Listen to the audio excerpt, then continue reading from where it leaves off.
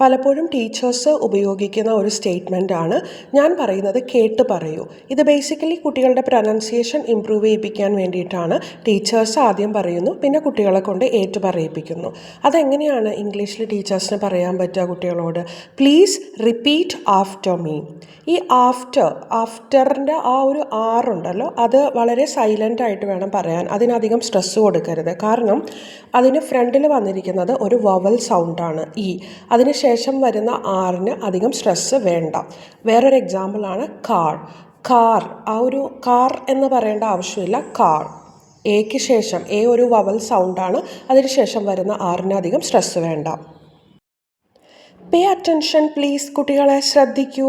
എന്തെങ്കിലും ഒരു ഇമ്പോർട്ടൻറ്റ് കാര്യം പറയുമ്പോൾ നമ്മൾ ശ്രദ്ധിക്കൂ കുട്ടികളെ എന്ന് പറയാറുണ്ട്. Pay attention please. Let's revise quickly.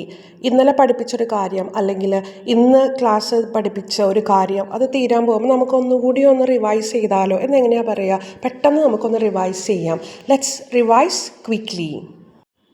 Make it louder please. ചില കുട്ടികൾ സംസാരിക്കുമ്പോൾ അധികം ശബ്ദം ഉണ്ടാവില്ല. അപ്പോൾ ടീച്ചേഴ്സിന് അത് കേൾക്കാൻ പറ്റില്ല. അപ്പോൾ ടീച്ചേഴ്സ് എന്ത് പറയണം? Make it louder please. ഒച്ചത്തിൽ സംസാരിക്കൂ. That's a good question. കുട്ടികൾ ചിലപ്പോൾ സംശയങ്ങൾ ചോദിക്കാറുണ്ട്. അപ്പോൾ കുട്ടികളെ എൻകറേജ് ചെയ്യണം. അവരുടെ ക്യൂരിയോസിറ്റി ബിൽഡപ്പ് ചെയ്യണം എന്നുണ്ടെങ്കിൽ കുട്ടികളെ എൻകറേജ് ചെയ്യണം അവർ ക്വസ്റ്റ്യൻസ് ചോദിക്കുമ്പോൾ. അപ്പോൾ അതെങ്ങനെ നമുക്ക് പറയാൻ പറ്റും? That's a good question. ഈ കോണ്ടൻറ്റ് യൂസ്ഫുള്ളായി എന്ന് വിചാരിക്കണം. ഇത്തരം കോണ്ടൻറ്റ്സ് ഇനിയും ലഭിക്കാൻ ചാനലൊന്ന് സബ്സ്ക്രൈബ് ചെയ്ത് സപ്പോർട്ട് ചെയ്യൂ. Thank you for watching and keep learning.